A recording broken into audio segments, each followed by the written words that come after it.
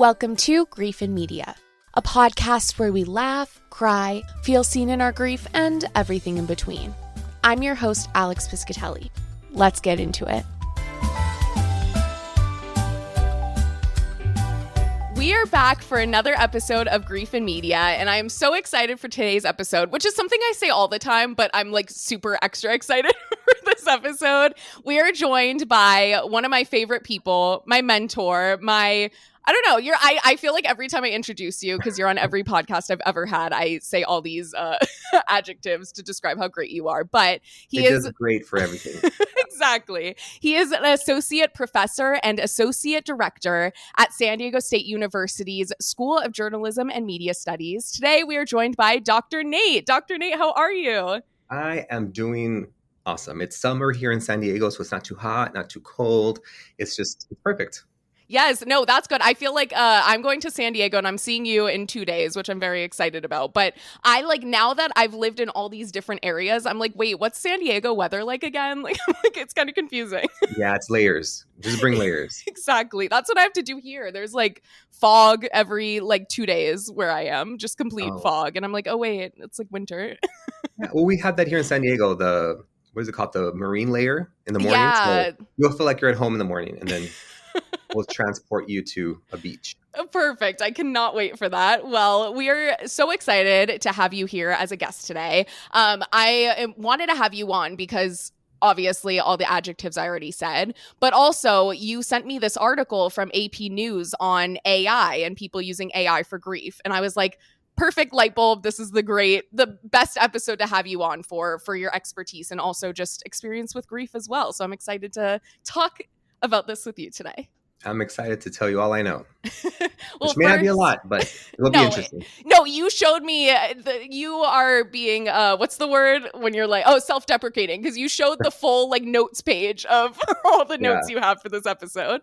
Yeah, but that doesn't mean they're good notes. They're just notes. So we'll be the judge of that. Okay.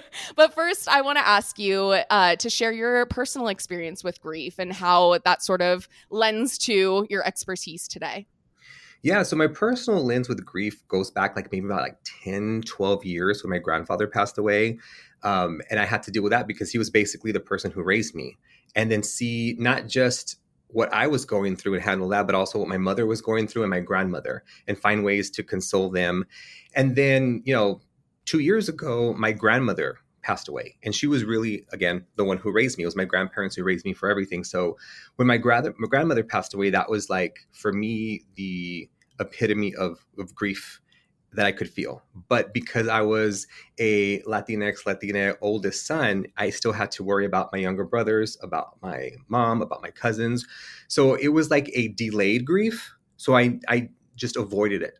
And then a year later, everything just hit me. And my world just started becoming a little bit more slow. Everything just seemed like it was slow motion. Things that I thought were my priority were no longer a priority. And I felt like I just needed to stop and grieve. So I went to a therapist for a couple of weeks to kind of start that process. And I have a podcast just like you, Sin Vergüenza. And the second season of my podcast was dedicated to grief and how we process it. And I would interject not just my grief, but things that I found in the media, things that I found online, because I found going through this process, and you may feel this way similarly, is that no matter what movie I watch, it could be a cartoon, it could be anything, but something always reminds me of my grandmother. And there's that moment where I'm just am I going to cry in front of all these people? This is going to be so weird. And now I used to not let myself do that. And now I'm just I need to process it in order to move on from it. And so I find myself crying in movie theaters, in my car, with my husband watching a television show. But that's pretty much how I am learning to deal with it. Right. I didn't have any models of grief growing up. Nobody really prepares you for that. And then after my grandmother passed away, my uncle got COVID from her funeral, and he passed away from COVID a couple months after that. So everything just happens. And then this past spring, my aunt was diagnosed with breast cancer, and 3 months later, she also passed away. Mm-hmm. So it's just for me, every year there's a new death, and I'm learning how to process things, I think, a little bit better. But in the end of everything, it reminds me of just how short life is and how those moments that we often don't capture we sometimes forget, because my biggest fear is not remembering what my grandma sounds like. Right. And we'll talk about AI and this later, but I did not have the foresight of recording her. She also didn't want to be recorded. Like, she was a very like stubborn woman, and I regret all that. Right. But at the same time, the memories I have of her are the memories that I remember, and not artificially made. But Right. that's how I'm dealing with it slowly. Definitely. How, because I had a similar timeline with you where for my dad it was 10 years ago, for my mom it was 2 years ago. How did you find that dealing with grief was different between the two, and how losing your grandfather first sort of informed the processing of losing your grandmother and then your uncle and your aunt? Yeah, so with my grandfather, we were close, but I was closer to my grandmother. So when he passed away, it was more about picking up the pieces for everyone else and being able to be there to console them. And for my grandmother, there was nothing that I could do for myself. And I tried to help the people around me, but it's kind of one of those things like oxygen mask. You got to put an oxygen mask on yourself first before you can help anybody else. And so when my grandmother passed away, it was like the whole world stopped. Like, that was the most important person in my life. And going past that, like, I at least had her to help me with my grandfather, and we could talk back and forth. And now I don't have anybody. Right. So it almost feels like I'm abandoned, sort of, in a way, but at the same time, trying to help. Like, my mother right now cannot get over that grief. Like, Right. she is just stuck in this world where she calls herself an orphan and she doesn't have her parents there. And there's a lot of things going on with her. And I have to see that. So Right. that was the difference, is now I have to handle my own grief with what I know now. Back then I was younger. I didn't know a lot of things and how to handle it or process it. So that's the main difference. Right. When your grandmother was alive, would you talk about the grief of her losing, your grandfather when she was here? And did that at all sort of inform the way that you handle her grief? I'm curious about that. So, my family is not very sentimental or emotional, I guess I could say. They are just sort of like, we won't deal with it. We'll bury it under the rug and just have dinner like if nothing ever happened. And Right. so with my grandmother, it was me asking her questions and seeing her lonely, alone. She would cry. When she wanted to speak, she would speak. And when my grandmother passed away, I felt like I was her. Like, I didn't want to speak about it. I couldn't speak about it. I didn't want to deal with it. And so I think that kind of probably informed how I responded, because my grandmother responded that way when my grandfather passed away. Definitely. So I want to hear about the media that you've used the past couple of years to deal with this sort of grief. And is it I guess before I even ask what do you look for in media? Do you want it to be so clearly about grief, or do you want it to be little things that remind you of your grandmother specifically? Like, what are you looking for when you're looking to deal and process through media? It's different every day, right? Like, some days I want to be happy and I need comedy. And Mm-hmm. some days I want to be in my feelings and share that emotion again, because I feel like I need a good cry. And then it'll be something very sentimental where maybe grief or trauma is like centered in the movie. But it's very similar to mood management theory. You use media to either coincide with the mood that you're in or to change your mood. So for me, I'm not looking for something specifically. It's just more like, how do I feel that day and what do I need to make it through the day? It's Right. just about survival. I don't think about the next week or the week after. It's, how do I get past what I'm feeling right then and there? And so for me, I've also encountered where I don't want to know anything about grief. Right. And like I mentioned before, I'm watching a movie or a TV show or listening to a song, and boom, it hits you. Like, I can't write on my calendar, this is reserved for grief, or Right. this is reserved for this, for crying. It's something that just hits you in the most inopportune times.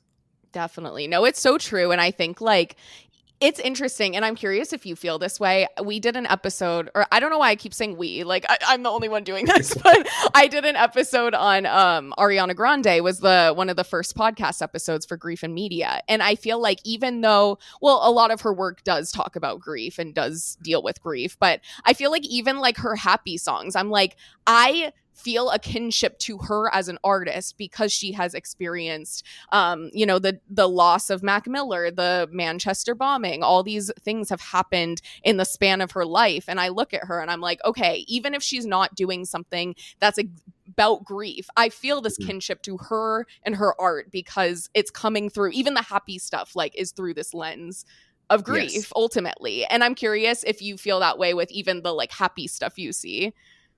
So I do, and then I don't. Like, it's just every day is very, very different. And what you said about like kinship with Ariana Grande, I feel that sort of kinship with people who are very real and upfront about their experiences. So like with media, I know it's fake. You know, you go down the rabbit hole and you make the feelings, and then you know, oh, that actor is still alive. And with me, I really connect more with people who are authentic. Like right now, I'm going down this rabbit hole of like comedy as a way to process grief. And I think what attracts me to them, the few stand-up comedians that do it, is that I feel like they're being authentic. They're letting me into their world.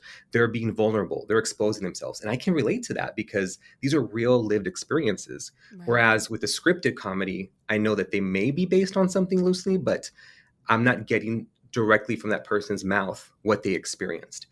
And so I love that it's a way not just to process and serve as a therapy for your grief, but also as a way to kind of create art out of it, to create some sort of good out of the bad that you feel. And I implement it in my classes as well.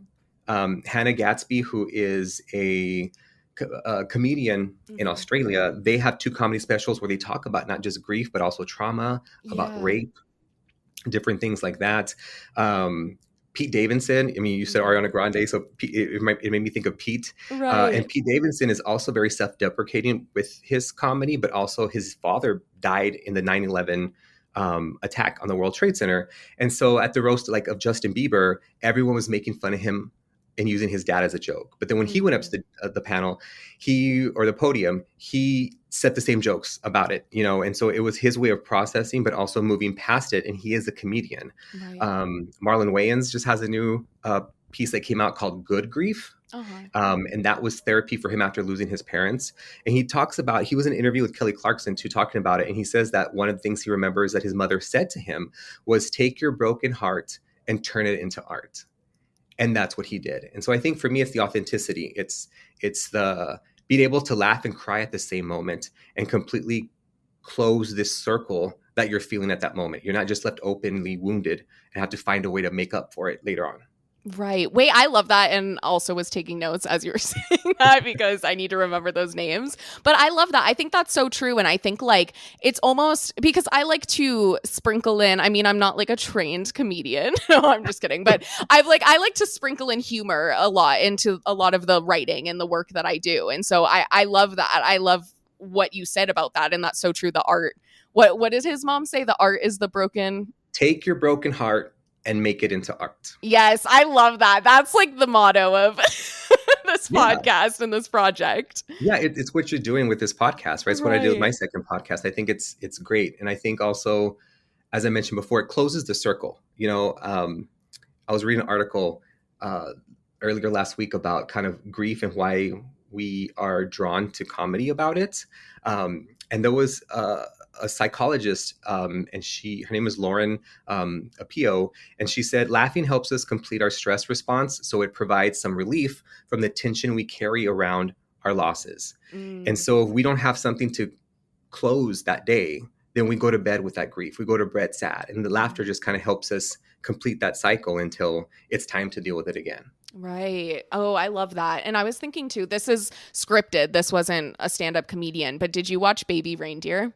I love Baby Reindeer. It was so fucking good. I loved how like it was, I mean, honestly, trigger warning for anyone who hasn't watched, look at the content warnings because that was probably the hardest thing, one of the episodes that I've watched in media, but it was so funny and so like, and the way he used his, I don't know how much of it was a true story, but used his true experiences of being stalked and being assaulted and having all these horrible things happen and turned it into this.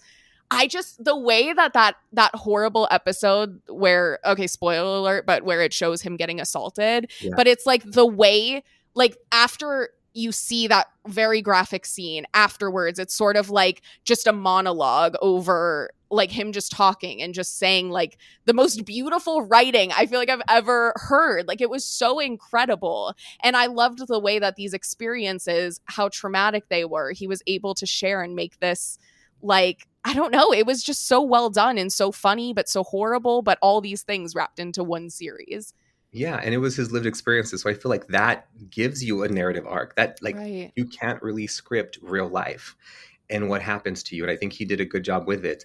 And I think also what attracted me to that movie too was the fact that there was some form of trauma bonding between him and his stalker. So it wasn't like Right. Stockholm syndrome. It was like, I can understand why she's grieving, why she's doing these things. And so he was kind of torn between the two. But enough spoilers for whoever hasn't seen it. But Baby Reindeer, yes, it's good. It's So, good. so good. Well, do you have any other media that you want to share before we jump into AI?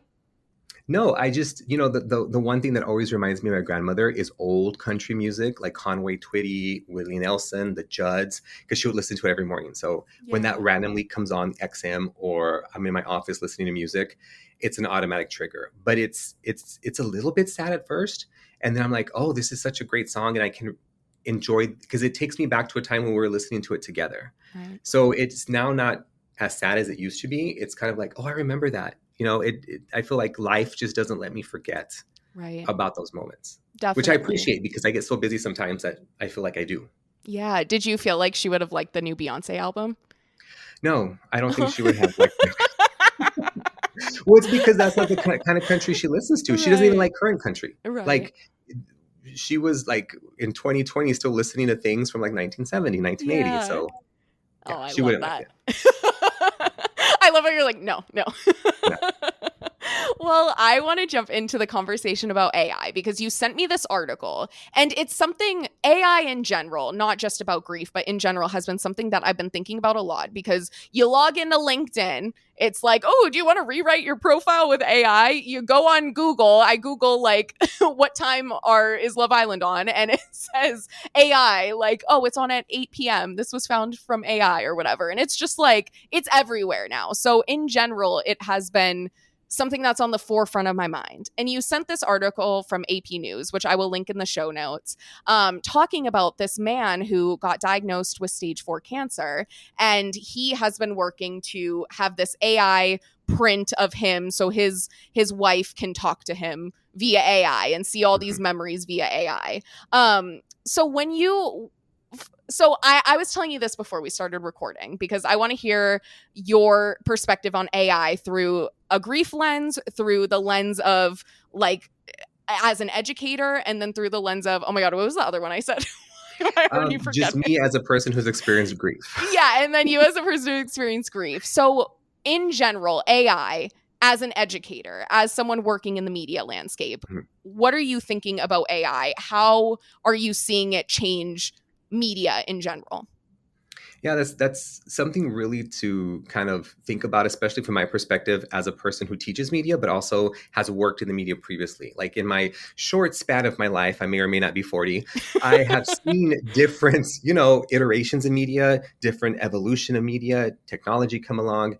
And I feel with AI, it's just a natural progression. Like we're going to be able to use it for so many things, as you mentioned. And rather than fight against it, I think it's important for us to educate those who are coming up the professional way, how you can use it to your benefits, but also how can you use it ethically and be culturally responsive in the way that you use it in your day-to-day life. And so I feel like we should embrace it and learn how we can integrate it without being, so doomsday about it that the robots are gonna take over. Right.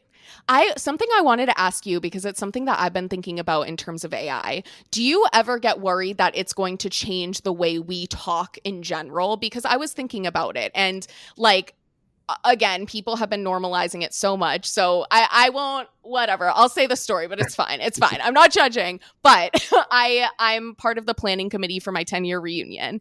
And Oh, we were doing like a little description for the like event. And someone was like, oh, let me just chat GBT it. Like I'll just put it through there and we can just use that description. yeah. And in my mind, I'm like, I can write it in 30 seconds. Like writing something is not difficult because I write. Like it's just that comes naturally for me. Mhm. But they did it through ChatGPT, and I was like, whatever, I'm not going to fight this. And I was reading it, and I'm like, it's so interesting the way ChatGPT structures sentences. It's very dot dot dot dot dot dot dot dot dot dot. Like it's all very the same, and then they just use different adjectives to like spruce up the writing, so it sounds quote more human. Perhaps I don't know if that's the Yes. goal. But then I think about what makes writing so good and so beautiful. And when I look at beautiful writing, it's very sing-songy. It's like there'll be a long sentence, then a short sentence, then a medium sentence. So it feels like you're going through this sort of like, I don't know, just wave or like how it should be. It should be like different currents coming at you versus like duh, duh, duh, all kind of the same. Also, that was probably really loud on my mic. But so I'm curious, do you feel like normalization of AI will lead us to becoming more robotic as humans, or is that me being very doomsday about it? Well, I think people said the same thing about like the internet, right? And Right. computers. And I think it's just about using it responsibly. AI also, you have to remember that it is not only an algorithm, but it responds to you and lives off of how you react to it in real time and what it's been trained on, what Right. information has been put in there. And these first versions of AI, like I think if you take like ChatGPT, it's on already on ChatGPT 4, but the earlier iterations of AI were based on white, cisgender, straight, European and American canons. Right. And so it could be racist and it could not really be responsive culturally or sensitively. And the poems and different novels that were put into it again were a very specific type. So I think as we progress and we're training on different things, I think it will get to a point where you do see, write this sentence in a poetic way, write a soliloquy on San Diego State, those types of Right. things.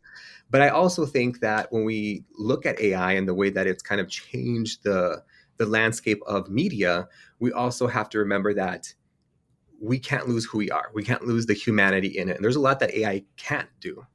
And so we should use it for those things to help us. Like Right. I have students who will submit something and I'm like, I talk to you in class every day.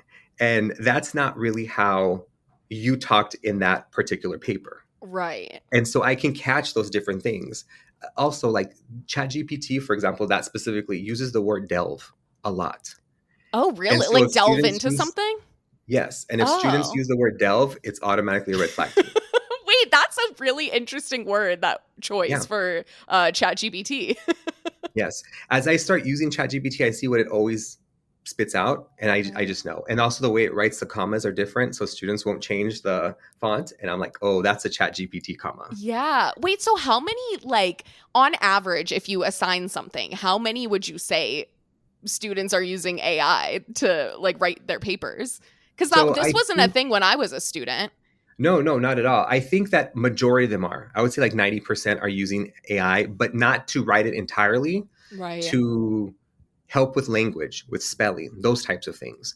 And I Right. encourage the use of AI in classes. Learn how to use it. I feel Right. like college and universities are a space for you to experiment and fail and learn from it. I'd rather them do that here than in their job. Right. So I want to have a space in my classroom where it's okay to fail and okay for them to learn life lessons. Like, guess what? This is all plagiarized or it's all AI. Let's try to do better. And how are we going to do that? Right. So yeah, I feel like that's always a challenge. And then also the type of things that I teach, like in my capstone class for media studies, they're projects. So they can't really have AI write it for them, but they Mm. can have AI recommend color schemes, AI point them in the direction of what should be included in their presentation. Or there's now a lot of visual AIs that you can just say, create a monkey on top of a rock throwing, pickle juice at a whole bunch of kids, right? And Right. then it'll generate that. So I think it's really great as a companion to being creative, but it can't be creative itself. Right. No, that makes sense. As an educator and as a associate director, as I was telling you before, I'm like, I get the words associate and assistant You confused. got it right.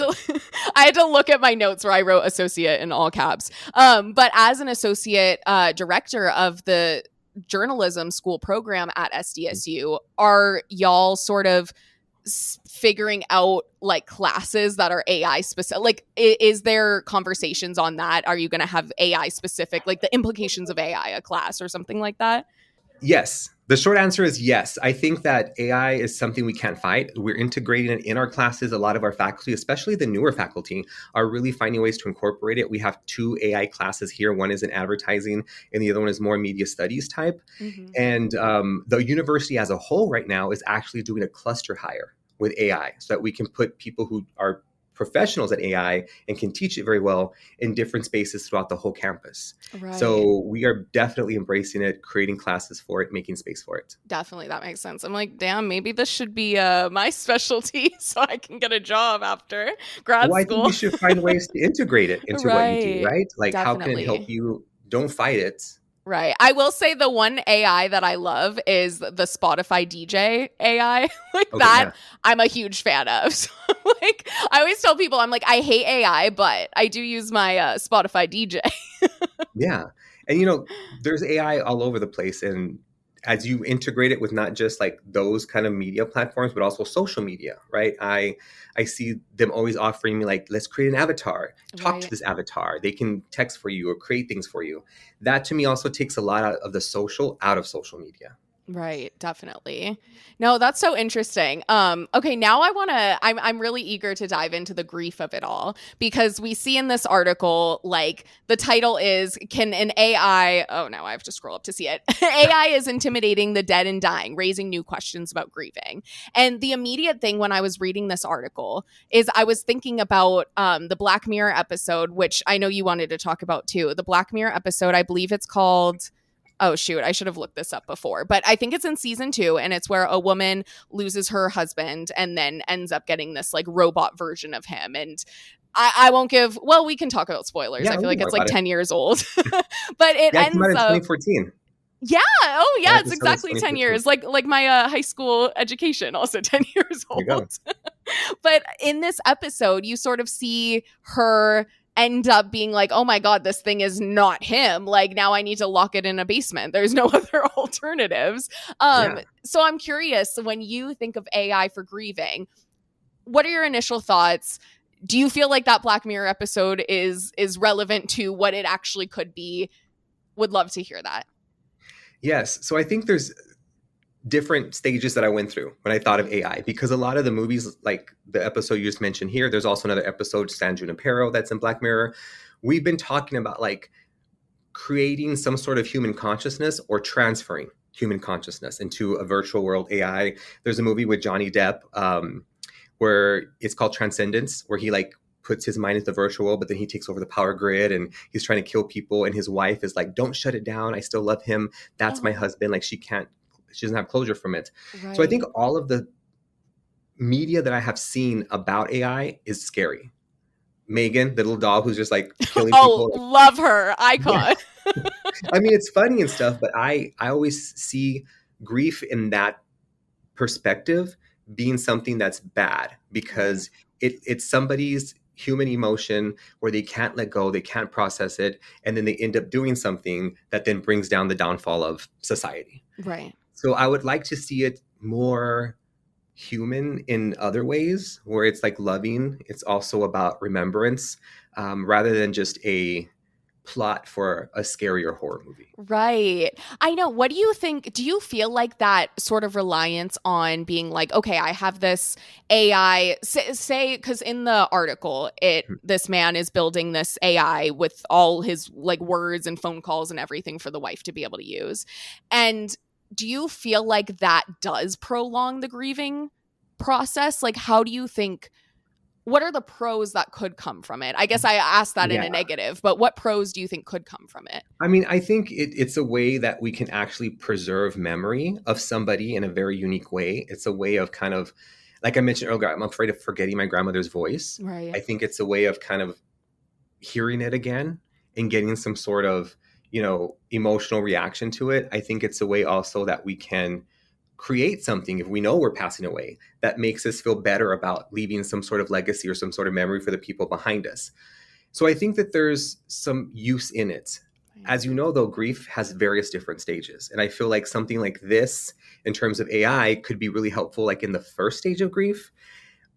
But eventually you have to process that and Right. move forward. And we need to tell ourselves that that person is no longer coming back. And the more we prolong it, I think the more it just builds in us. So that when we have a finite end to that, the company closes or you decide you don't want to use that app anymore, you're going to have to process grief all over again in a whole different way. Right. Yeah. Right. That's such a good point because I think about, and I've probably talked about this in my writing in some place, but with my dad, because he passed away my senior year of high school, because there was all the end of year stuff and then college and then first career out of college and then, oh, pandemic hit. Now I have to like process, like there's no longer distractions. Now I have to like really process his death. And I think for me, it took years and I'm still processing his death. Even though obviously didn't have AI as a distraction, but I had life Yeah. as a distraction. And I feel like, like I avoided seeing a therapist. My mom was like, oh, you should go to therapy like my senior year. I'm like, no, I can't do that. That's weird. But like, it's just, I avoided it so hard. And I'm curious, like, if AI, like, that's why I think about when I think of AI, I'm like, oh my God, people won't be able to process it. I couldn't process it even without AI. And so it's like what you were saying, it's going to prolong. And I feel like, is there good though that can come out of it? And when you said the beginning stages, like how long does one know? And then can you get Yeah. addicted to it? Like it's just so complicated. Yeah, maybe the Surgeon General will put a warning on that. Like he put a warning Right. on social media. I don't know. But I do feel like in a good way, it could be like training wheels, like to slowly, you know, transition over into letting them go rather than just ripping the band-aid off. But Right. I think also each person has their own unique way of dealing with grief. And the process length is very different for each person. So something like AI, I think, is very superficial and comes in and just sort of messes that process up. It's not Right. as natural. It's more about, let me figure out how I can hold on to this just a little bit longer. Right. Um, so I think, yeah, the grief process is prolonged. There's a professor from MIT, Sherry Turkle, and she says that it is the unwillingness to mourn. The seance never has to end. It's something we are inflicting on ourselves because it's such a seductive technology. Mm. And I think that was eye-opening for me because I'm like, wow, like this means that it can just go on and on forever until right you decide that you're going to stop it. But it's Right. also something that we want to do, right? We choose to do these recordings, we choose to interact with this media. And for a lot of younger individuals who grew up in the digital age, that's all they know. I think Right. for them it might be a continuance of that, whereas for someone like me it's like, no, I'm okay with my memories.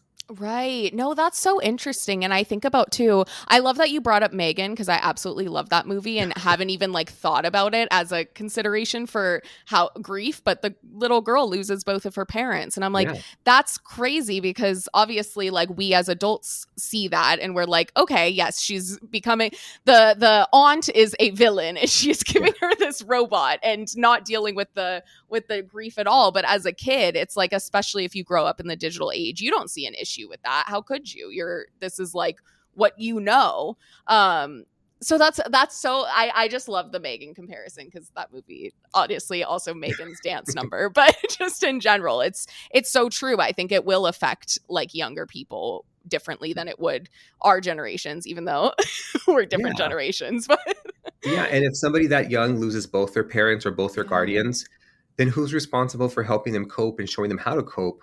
Is it just sort of like, here, take this and I'm going to go do my work and you're going to process it with this doll or right. with this video of your parents? Like, I think there's also a lot of ethical questions that come to mind with AI as well, too.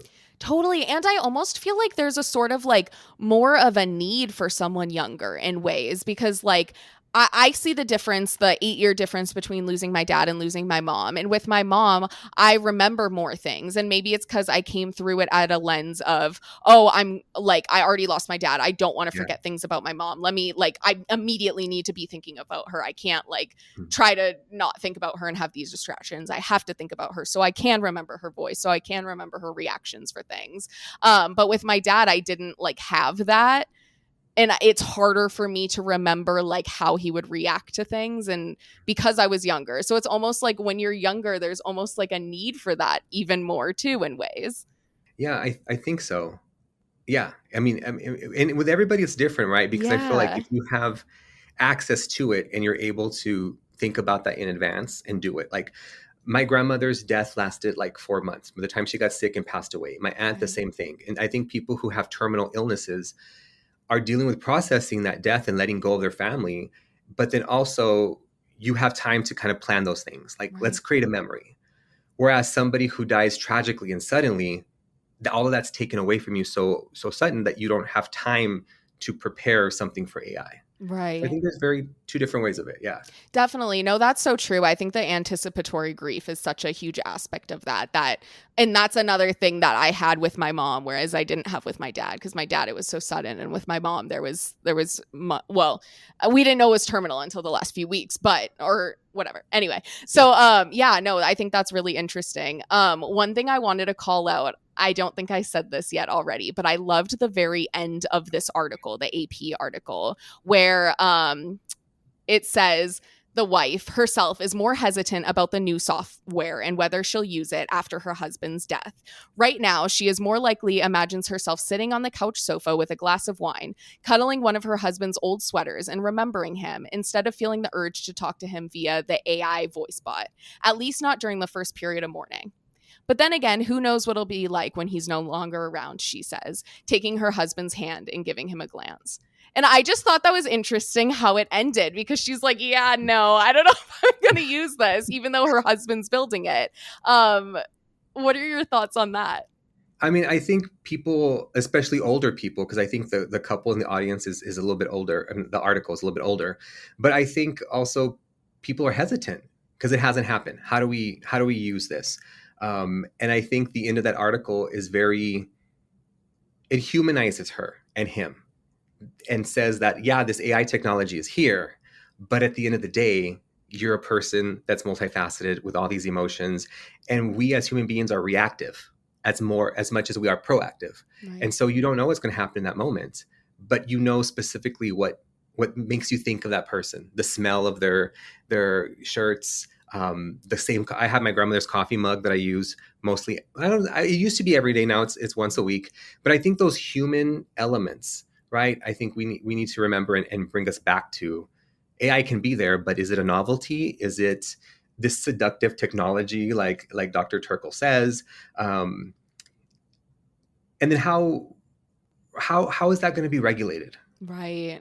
So there's a lot of questions. Right, there is. No, that's funny that you said that about the smell and the coffee cup and everything, because I was thinking about that. And I'm like, for my mom, like, yes, it would be great to talk with her. Although I wouldn't, I personally, and I'd love to hear your personal thoughts. I personally don't think I would ever use an AI situation to talk to my parents if given the opportunity. And then I also think, like, it's not just the words she says, but it's being able to go on a walk with her, or being able to sit on the couch and we watch a show or a reality show or whatever it is together. And it's not just about the, oh, I want to hear her voice. It's, oh, I want to be in her presence. Yes. Um, so that's so true. But would you, if given the opportunity, ever use AI to speak with a loved Um, one? I don't know. Because again, it really happened, and I've learned how to process it very differently. I think AI would. Well, first, let's say this, right? This AI element that deals with grief has like crazy names. They call it dead bots, grief bots, ghost bots, or just grief tech. And so Uh-huh. I think just that, like, oh, do you want this ghost bot of your husband? Like, I don't know if I do or not. But you're right. Like those memories you want. If I heard their voice, if I heard them talking to me back about certain instances, I would probably even be more sad because I couldn't be there with them. Right. So I don't know. Wait, Ghostbot is a wild thing. Ghostbot yes, or deadbot, right? Like you want to talk to a dead person, it sounds like a seance. It sounds very menacing rather than something that's Right. loving and there for Yeah. remembrance. That's true. It sounds very cold. I feel like Yeah. that's what I almost think about too. It's like this feels very like I worry by using this, I'm like just benefiting someone who wants to make money off of it and isn't doing it for like a like real grief honoring sense. They're doing it for the let's educate this more and let's like use your loved ones and like make money off of it and it'll be so great. Like Yeah. Can you imagine like listening to your loved one and then like a commercial comes on for like Trojan or, like something that's crazy and you're like, grandma would pass out right now if she was here. Like, you can't do those things. And also keep in mind in that article, the gentleman who was creating this chatbot, he paid $15,000. right. So I don't think it's going to be a question of, do you want to use it? It's going to be like, I don't have the money to use it. Yeah, I feel like 15,000 can get me a lot more than, than a Yeah. chat. Like I feel like my mom would want me to like have some savings account versus Yeah. like an AI bot. And I think about like the people who passed away in my life, and I think that would to them seem like the most ridiculous thing. Right. And I should just honor their memory and not do the things they told me when they were alive were ridiculous amounts of money to spend on things. Right. Um, Totally. It almost yeah, makes you think of too like Kim Kardashian. I remember when her and Kanye were still together. Oh, I want to say this was like it was either Robert Kardashian's birthday or it was Father's Day. And this was like 3-ish years ago, maybe 4 years ago or something. And Kanye got her like a hologram of her dad. And do you remember this? I do. I think wasn't it when he It's proposed to her or something, or was it just was was it it? at it was well, so the proposal happened at the baseball stadium and didn't happen when they had the party afterwards Oh, or I for was her thinking it birthday. was more recent or something. Oh, It was maybe. it was like a special occasion during like their first year being together. Right. See, I feel like that just shows it sort of almost, it's almost like these high tech ways to honor loved ones are very like, hee hee, we're rich and you're not. Like, it's very like, I don't know. It's like, ooh, we have the access to honor them in this way. But then it's like, do we even want to honor them in this way? Yeah, the access is a really big thing. Yeah. Because people right now, like the digital divide is real. And I think AI just creates a bigger digital divide and people who have access to it are going to use it and people who don't, what do they do? What do the rest of us do? Right.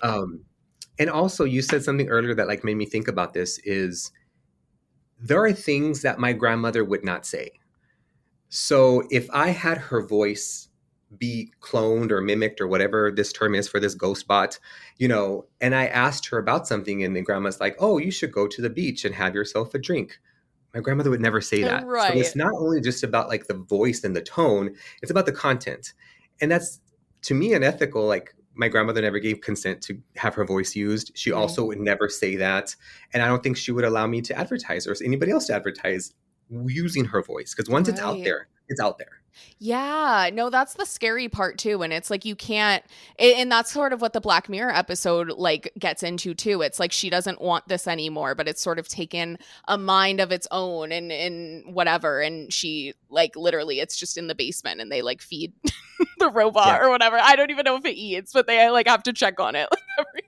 Like they're like cat sitting. They have to like check on it. But I'm like, yeah, you can't ever if you as an individual opt into this and then decide at a certain point, oh, it's gone too far. You can never do anything about it. It's like it's no longer yours. It's no longer your memories. It's no longer your person's being honored. It's just in the general It's a ghost bot. wherever it goes. It's a ghost bot. It's gonna haunt you forever.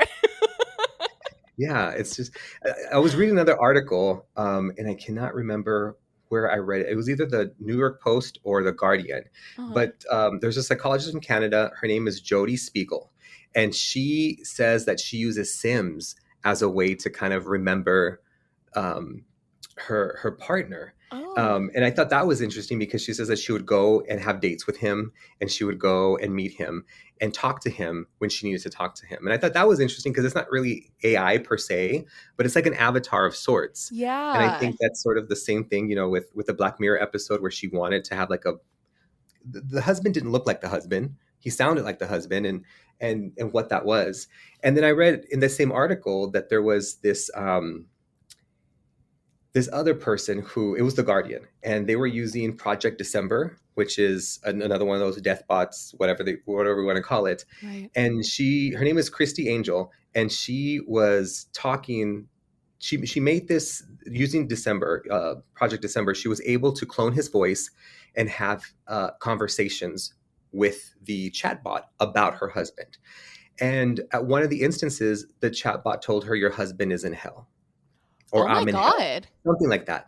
And she said that she freaked out. She closed it down and didn't want to go back, because she's like, "Oh my God, Right. is that real?" Like, if to her it was so real because it was coming at her in this moment of grief. And she went back and she said, "I'm not going to use this bot at all anymore."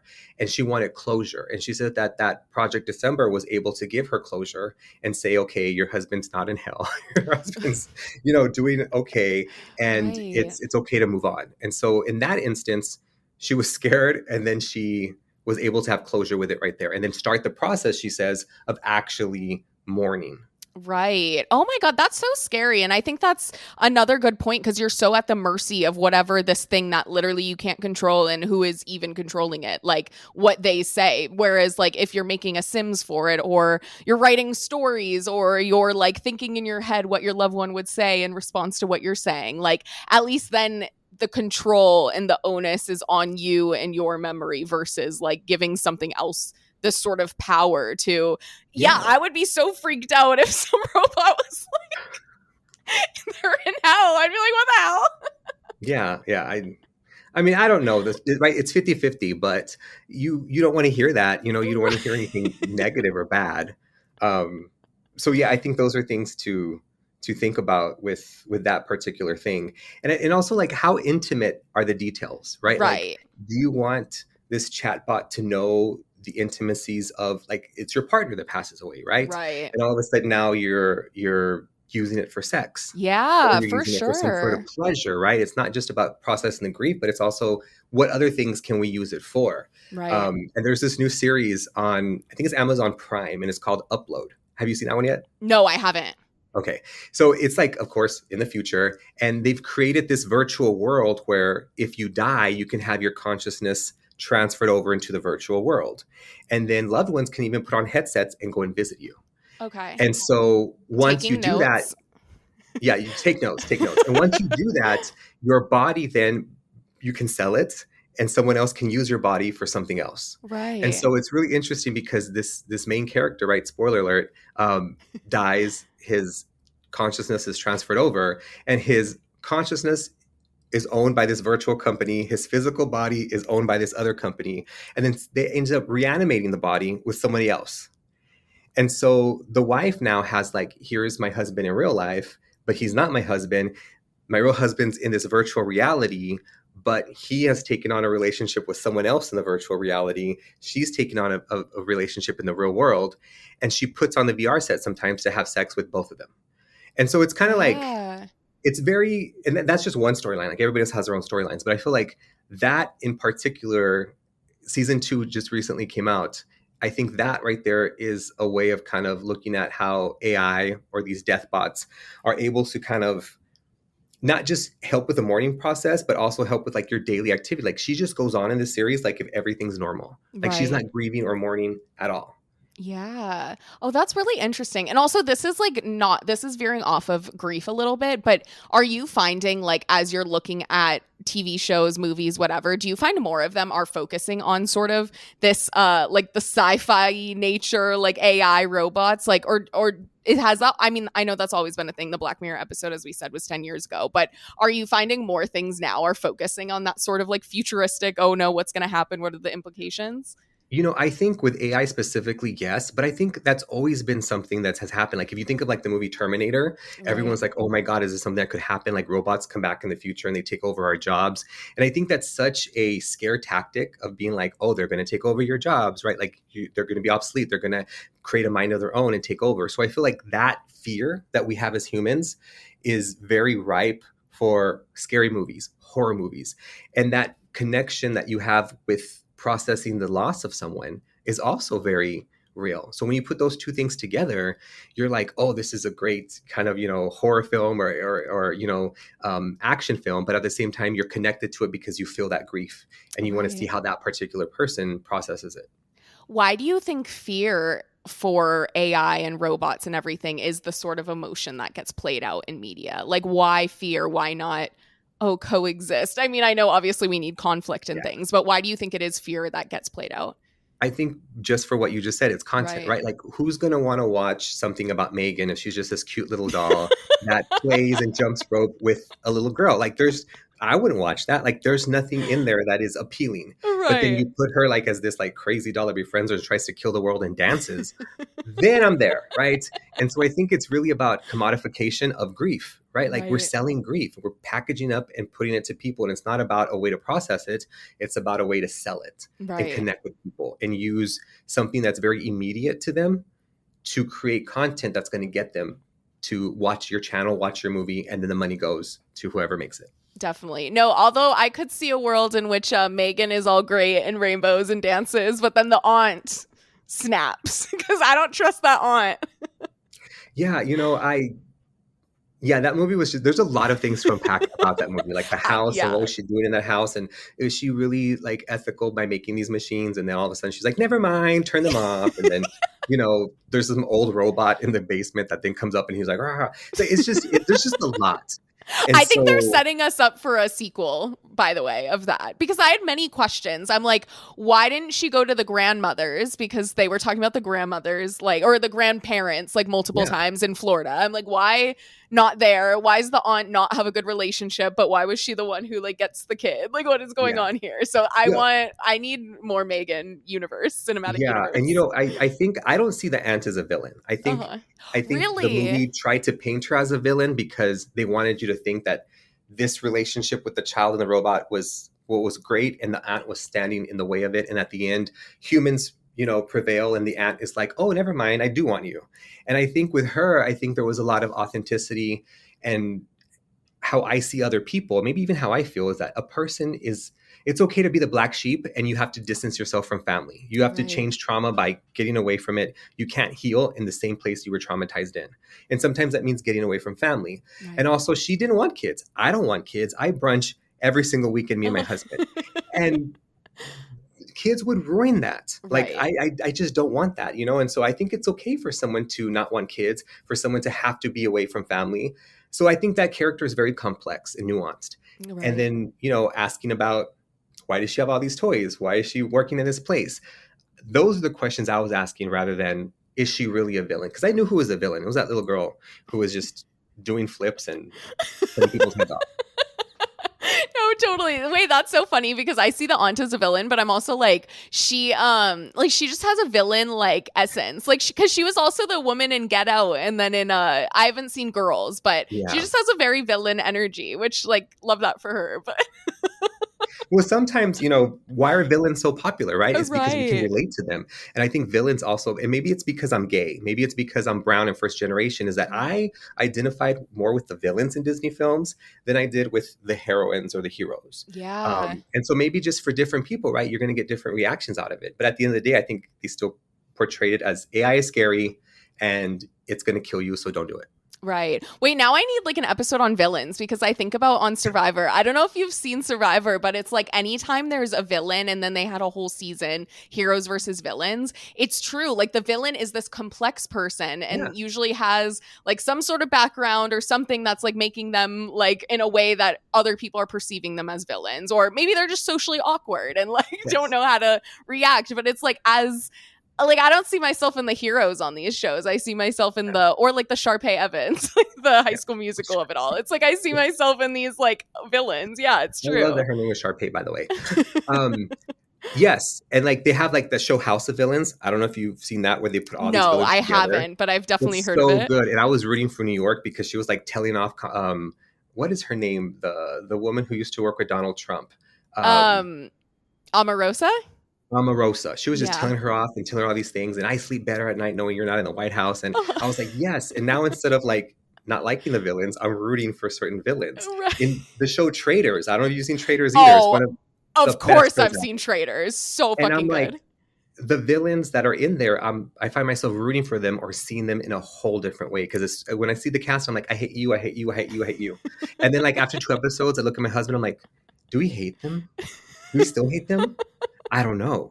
And so I see the villain thing. And in AI is the villain, right? It's always painted Right. as the villain, but maybe we need to not change our perspective, but have multiple perspectives. That it's Right. not always the villain. It can also help.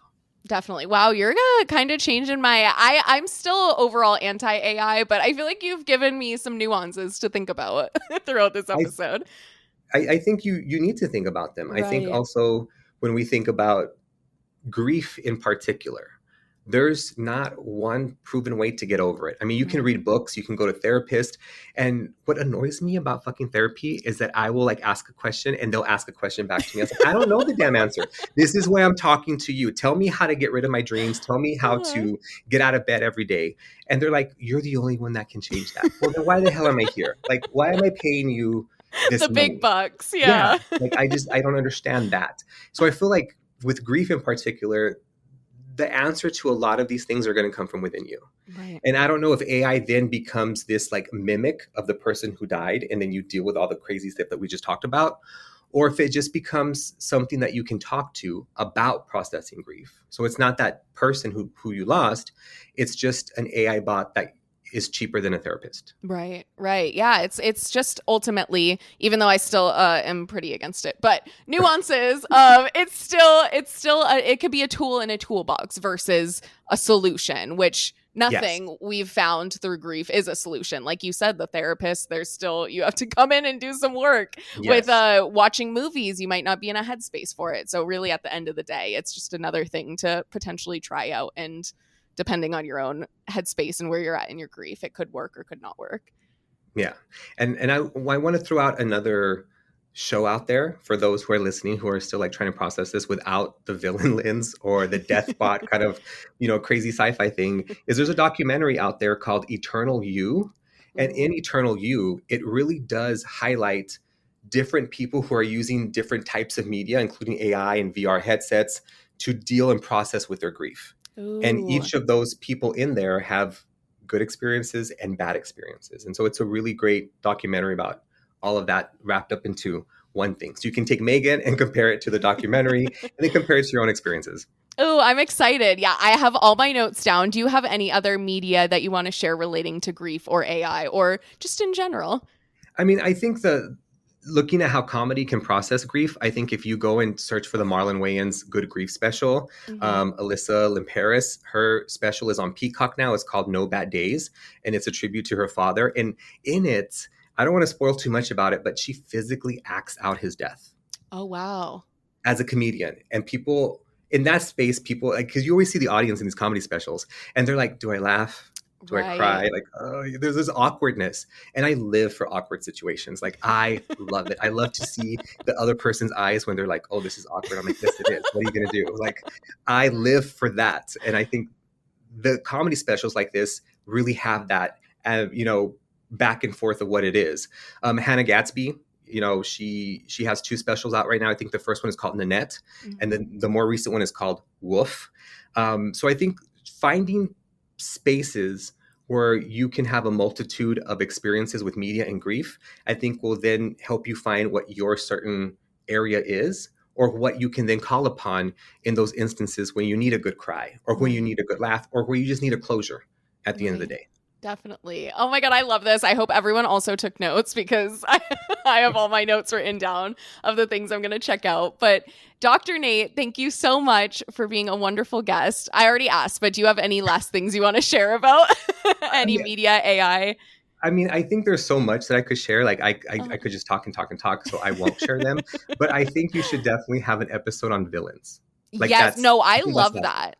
I Yes. really love that. I think I may need to ask you back very soon because I Yes. feel like Because we if need to I do that. die, I don't want people to be like, oh, he was such a great person who was nice to everybody. I was a bastard. I was an asshole to some people, and I was real and raw.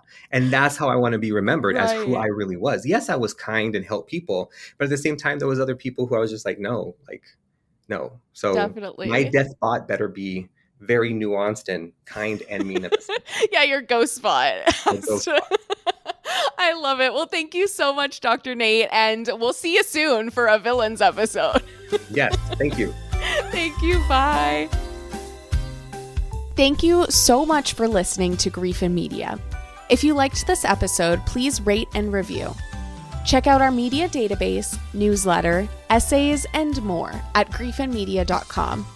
And don't forget to follow us on Instagram at Grief and Media. Okay, thank you so much for listening. Love you all. I'll see you next time.